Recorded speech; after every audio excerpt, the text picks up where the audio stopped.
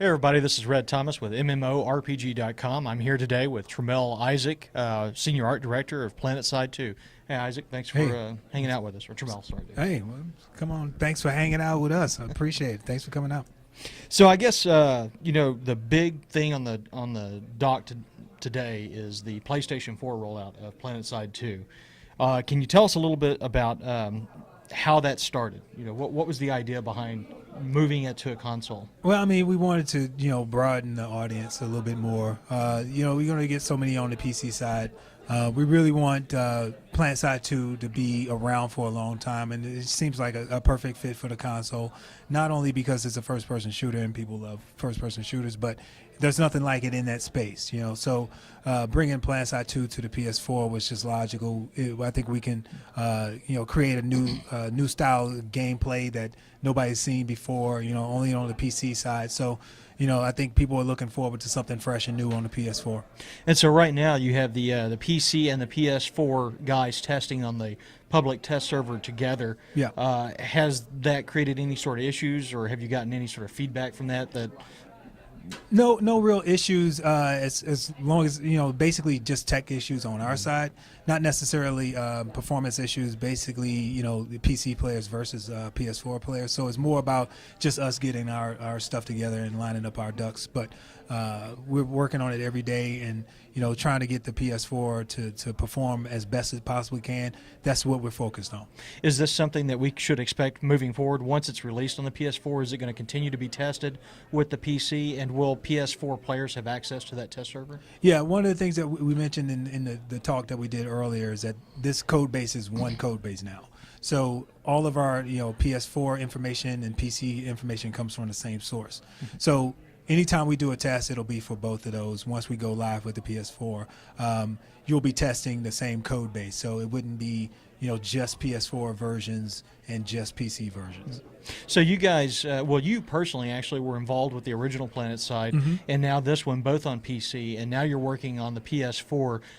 Is there anything specifically that you have found better or easier on the PS4 version than you did from the PC version?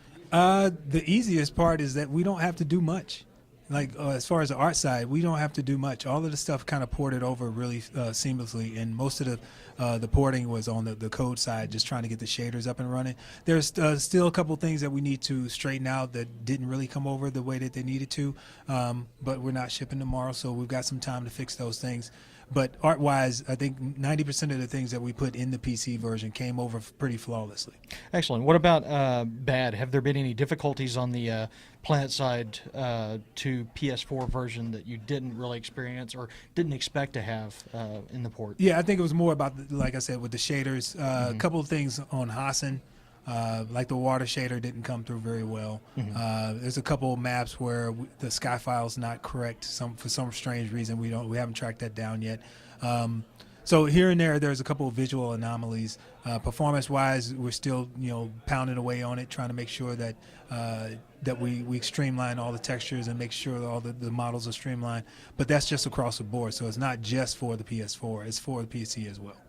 Well, so I expect that, part of that reason is drivers. And speaking of drivers, some people have mentioned the ability on PS4 to have both keyboard and mouse, peripherals.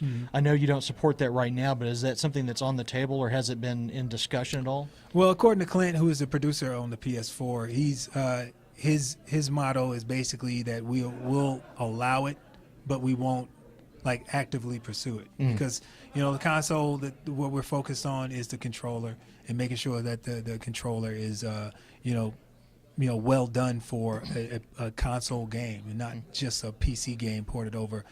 Trying to force people to use keyboard and mouse on the PS4, it just doesn't seem right. So if people find a way to get the keyboard and mouse to work on PS4, so be it. Cool. So has there been anything with the Planetside 2 on PS4 that has directly contributed to PS2 on the PC? Like any ideas or any concepts that have come from the Planetside on that? One of the things that we did not too long ago was we switched out the default HUD, the central HUD, which is what we were going to launch with for the PS4. We're going to use that instead of the regular HUD. So we decided that it was a lot more streamlined, a lot more clean. So we decided to go with the centralized HUD for both PC and PS4. And we have a couple instances like that throughout the game where we've done something on the PS4 and it just made sense to pull it back over to the PC, where it was basically turning two button presses into one, or one screen, a couple screens into one screen. Just streamlining the process and then bringing things back over to the PC. Same thing goes for like code. Anything that optimizes the PS4 is going to help on the PC side. So what about other games? Like you guys have H1Z1 getting ready to roll out. You've got EverQuest Next, which obviously both of them, I believe, is developed on the same game engine as Planetside 2. So has there been anything in those two developments that has contributed to Planetside 2 that you know of? Oh yeah, we actually I think Smed probably tweeted out a couple of things where we were taking the weather system from H1Z1 and putting it into Planetside 2.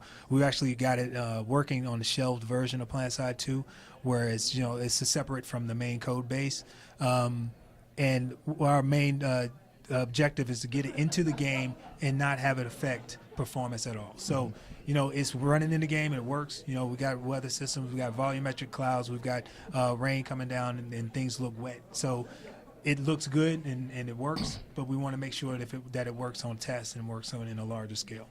So switching gears just real quick, one of the things that you guys talked about a lot last year that I really found pretty innovative and new in the field is the idea of the player store, where players can create new art objects, goes through your QC, and then you guys make them available to the rest of the player base. How's that been working out for Planetside 2? Yeah, Player Studio has been great. We've been got a really active fan base. They're actually making some really cool stuff. We're just about to release a tool that's going to allow them to create even more things.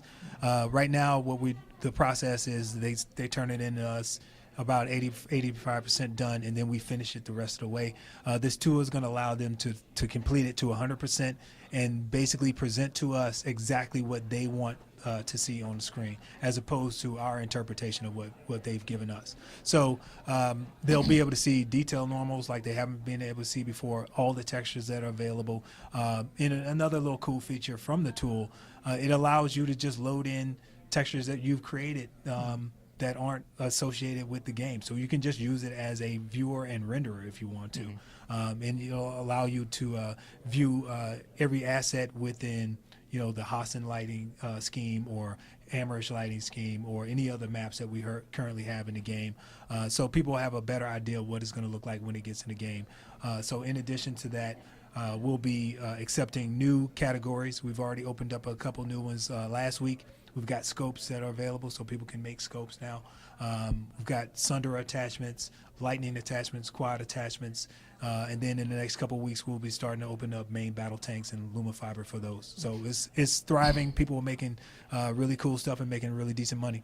Well, I was actually going to ask about that because I haven't seen any numbers on it. What has the impact been on some of those players? Because I would assume that you guys probably know a year later financially how likely some of these guys are to support themselves. And I know that was one of the goals of some of the people that were designing the system. So how's that been working out? I think it's working pretty well. I think our greatest number of take-home pay is like somewhere around 30,000.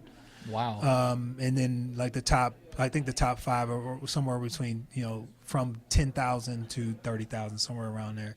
The stats is roughly around 33% of the people that actually get into the store make over $500 or more. So it's a pretty decent percentage of people that are making some pretty decent money. If somebody gave me $500 now, I wouldn't scoff at it. So that's pretty nice. Oh yeah, especially for doing something fun like that other players are going to see. And would you say that this has been a great opportunity for some of these players, fans, to get access to the game development market? Like, if they wanted to go that route one of these days, is this something they could show you and say, "Hey, look, I did this asset. Would SOE?" Yeah, I mean that's pretty. I mean, there's a couple of guys I wish I could hire.